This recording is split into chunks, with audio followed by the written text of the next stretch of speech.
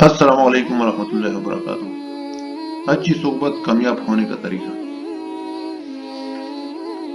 علامہ ابن جوزی رحمۃ اللہ تعالیٰ فرماتے ہیں، اچھے لوگوں کی صحبت اختیار کرو، اس طرح تمہارے افعال میں ان کے اقوال کا رنگ پیدا ہو جائے گا۔ علامہ محمد بن منقدر رحمۃ اللہ تعالیٰ فرماتے ہیں، اللہ تعالیٰ ایک نیک آدمی کی خاطر اس کی اولاد اور اولاد کی اولاد تک کی حفاظت فرماتے ہیں، اور اس جگہ تک کی حفاظت فرماتا ہے جس میں وہ ہوتا ہے، یہاں تک کہ اس کے قرب و جوار اور آس پاس کی چیزوں تک کی حفاظت فرماتا ہے۔ چنانچہ یہ سب کے سب ہمیشہ اللہ تعالیٰ کی حفاظت اور نگہبانی میں رہتے ہیں۔ حضرت فرید الدین عطا رحمۃ اللہ تعالیٰ فرماتے ہیں، اگر تو عقل شعور رکھتا ہے تو درویش بن، اور درویشوں میں بیٹھ کر اللہ والے فقراء کے سوائے دوسرے کسی کے پاس بھی نہ بیٹھ، جہاں تک ممکن ہو ان کی منزل سے دور نہ ہو۔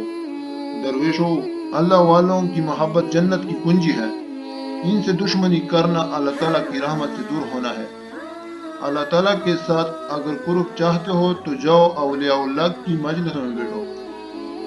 حضرت مجدد الفسانی رحمۃ اللہ تعالیٰ فرماتے ہیں کہ صحابہ کرام رضی اللہ تعالیٰ عنہ کی پہلی صحبت میں وہ کچھ حاصل کر لیتے تھے جو اولیاء امت کو آخر میں بھی شاید ہی حاصل ہو۔ یہی وجہ ہے کہ حوجہ اوسکرنی کا دسترہ جو خیر التابعین ہے، حضرت حمدہ رضی اللہ تعالیٰ عنہ قتل واقعی رضی اللہ تعالیٰ عنہ کے مرتبہ کو نہیں پہنچے، جن کو صرف ایک ہی مرتبہ آپ صلی اللہ علیہ وسلم کی صحبت نصیب ہوئی، کیونکہ صحبت کی بزرگی تمام فضیلتوں اور کمالوں سے بڑھ کر ہے۔ حضرت ابراہیم بن ادہم رحمۃ اللہ تعالیٰ فرماتے ہیں، نیک آدمی کی صحبت دل کو تر و تازہ کر دیتی ہے۔